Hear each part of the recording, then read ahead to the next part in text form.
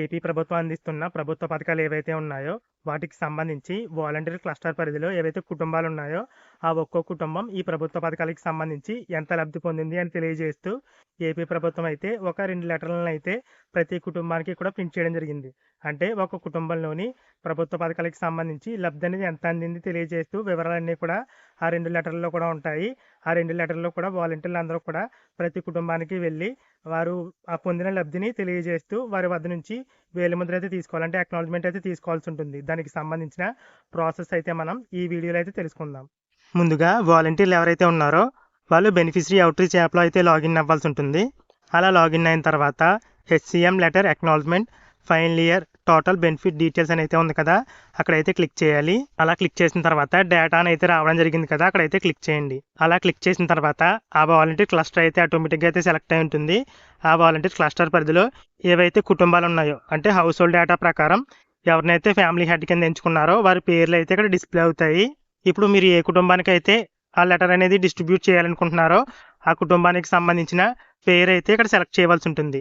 అలా సెలెక్ట్ చేసిన తర్వాత ఆ లబ్ధిదారుని పేరు అంటే ఫ్యామిలీ హెడ్ పేరు, అలాగే Aadhaar number, house hold ID, అలాగే select house hold name for eKYC. ఇక్కడ ఫ్యామిలీ హెడ్ పేరు అయితే ఆటోమేటిక్గా అయితే రావడం జరిగింది.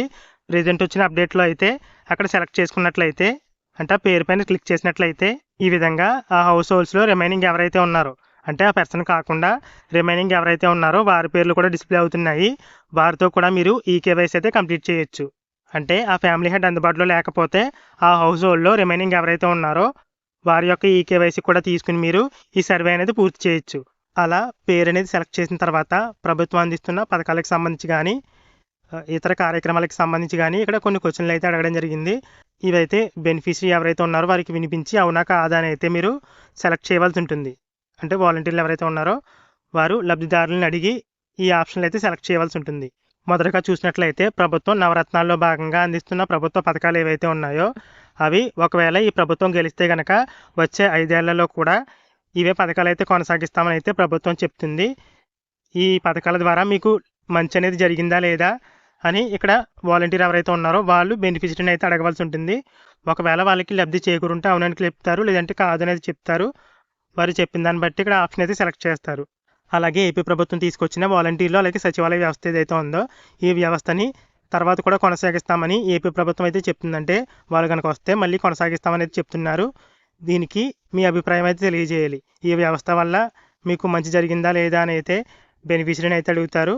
వారు చెప్పిన వివరాలను బట్టి ఇక్కడ ఆప్షన్ అయితే సెలెక్ట్ చేస్తారు.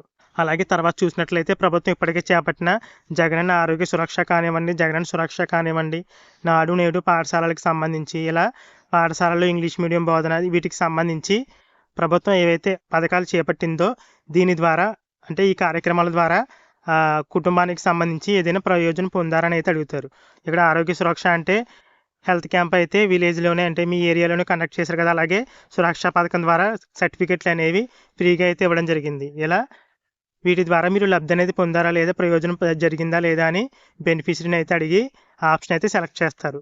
అలాగే చివరిగా వచ్చేసి ప్రభుత్వానికి మద్దతుగా ఉన్నారా లేదా అని అయితే అడుగుతారంటే ప్రస్తుతం ప్రభుత్వం అందిస్తున్న ప్రభుత్వ పథకాలు ఏవైతే ఉన్నాయో అవన్నీ కూడా త్వరలో కూడా కొనసాగేందుకు మీరు మద్దతు ప్రభుత్వానికి ఇవ్వడానికి సిద్ధంగా ఉన్నారని అయితే అడుగుతారు. దానికి సంబంధించి ఆప్షన్ అయితే ఇక్కడ సెలెక్ట్ చేస్తారు. అలా ఆప్షన్లన్నీ కూడా సెలెక్ట్ చేసి చివరిలో కన్సెంట్ పైన అయితే క్లిక్ చేయాలంటే ఆధార్కి సంబంధించి బయోమెట్రిక్ ఇవ్వడం కోసం కన్సెంట్ అయితే క్లిక్ చేసి వారి యొక్క ఈకేవైసీ అనేది బయోమెట్రిక్ ద్వారా కానీ, ఐరిస్ ద్వారా కానీ, ఫేస్ ద్వారా కానీ కంప్లీట్ చేయవలసి ఉంటుంది. ఇక వాలంటీర్లు అందరూ కూడా ఈ వర్క్ అనేది మార్చి 7వ తేదీ మధ్యాహ్నం నుంచి మార్చి 10వ తేదీ మధ్య అయితే కంప్లీట్ చేయవలసి ఉంటుంది.